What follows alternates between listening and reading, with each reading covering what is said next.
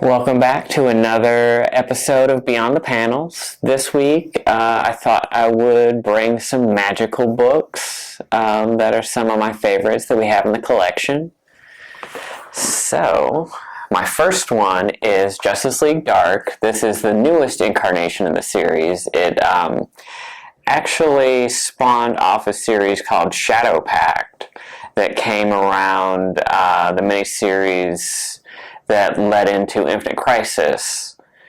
So it usually has like the spooky fringe magical characters, but the latest incarnation is actually headed by Wonder Woman because she figured who would be best to deal with magical threats than her, Wonder Woman, since she is magical. So this lineup consists of Swamp Thing, Zatanna, Man-Bat, Wonder Woman, and Detective Chimp, who is I think he's the third best detective, but he is a magical talking chimp with a magic sword. But this is a fantasy horror series that's really awesome, and it deals with how the superhero community deals with magical threats, because most of them aren't equipped to, but this is a special team that deals with like ultra-dimensional entities and things like that. And speaking of Zatanna, my next one is Black Canary and Zatanna Bloodspell. This was written by Paul Dini, who might sound familiar. He is one of the creative minds behind Batman the Animated Series, which was the very popular Batman cartoon show of the 90s, and created Harley Quinn, and he has a soft spot for magicians, so Zatanna as well. And her claim to fame is she says her spells by talking backwards, so that's always fun. And speaking of magicians, we're going to hop ship over to Marvel, and this is Doctor Strange the Oath.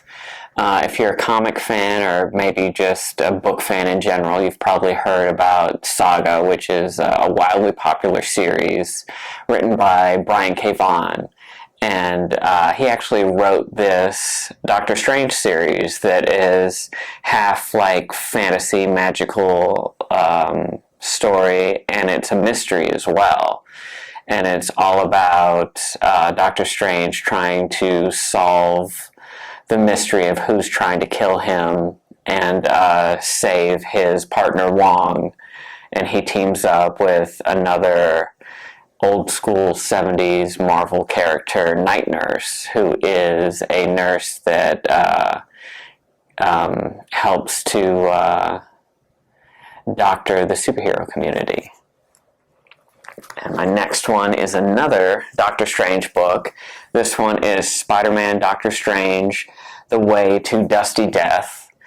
And this was a really cool original graphic novel from, I believe, the 80s. But this is actually an anthology, because not only does it have that, but it has a bunch of other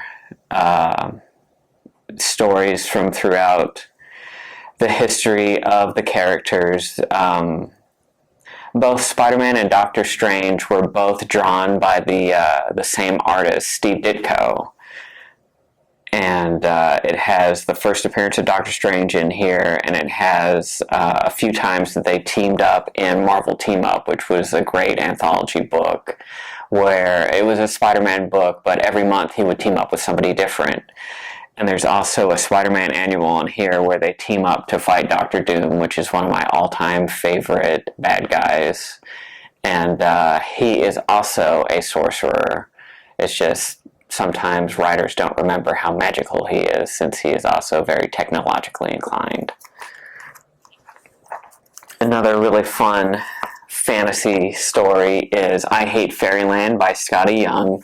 Skottie Young does a lot of kid stuff for Marvel. He did The Wonderful Wizard of Oz, and some of like the chibi little Marvel guys, but this is a more mature series, and it's about sort of the trope of the young kid gets sucked into a magical world and has to go on a quest to get home.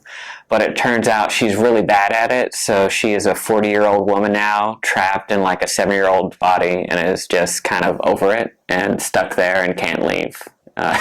So it's a pretty hilarious dark comedy series. My next one is Books of Magic. This is by Neil Gaiman, who is, you know, famous for Sandman, Norse mythology, The Graveyard Book, Coraline, and just dozens and dozens of others. But this is about... It's another DC one, but it's in the more mature imprint Vertigo, which used to be DC Comics' mature imprint. And it is about this young boy with great promise, and it is some of the more magnanimous magical entities of the DCU trying to convince him to learn the ways of magic and become a force of good. I remember there was controversy years ago when Harry Potter first came out, because Books of Magic predated Harry Potter, and there are some similarities between them, so there was lots of grumbling in the comic book community, but Neil was like, no, it's, you know, anything that is similar was purely coincidental, but this is a great read. Anything that he does is always just awesome and worth it. And my last one today is one of my favorite newer manga series. It's called Malicious and Dungeon, and is about, it's very Dungeons and Dragons oriented. It's about this party of adventurers who get stuck deep in this magical labyrinth that kind of just magically appears one day, and no one knows why or how. And part of the weirdness of it is when you die in it, you're resurrected outside of it, but one of their party is eaten by a dragon and stuck. And so they were able to survive without dying and resurrecting, but they are stuck deep in the dungeon without any supplies, so they are forced to sort of scavenge monsters to eat. So it's half fantasy, half like a culinary book. They run across a dwarf that joins them that is adept at cooking monsters. And this is the main character and leader of the group that is like weirdly obsessed with monsters. So it's a pretty comedic, interesting thing. And on the back of each volume is all the monsters that they eat in that specific volume. And this one was very interesting to me because they end up eating a living armor, which you might think, well, how does that work? But it's a very interesting twist how they explain what living armors actually are. But, you know, if you're familiar with any type of fantasy, a lot of the monsters are pretty familiar because they're, you know, the token trope monsters you might see. This one features giant bats, man-eating plants, walking mushrooms, mandrakes, basilisks, slimes, giant scorpions, and living armor.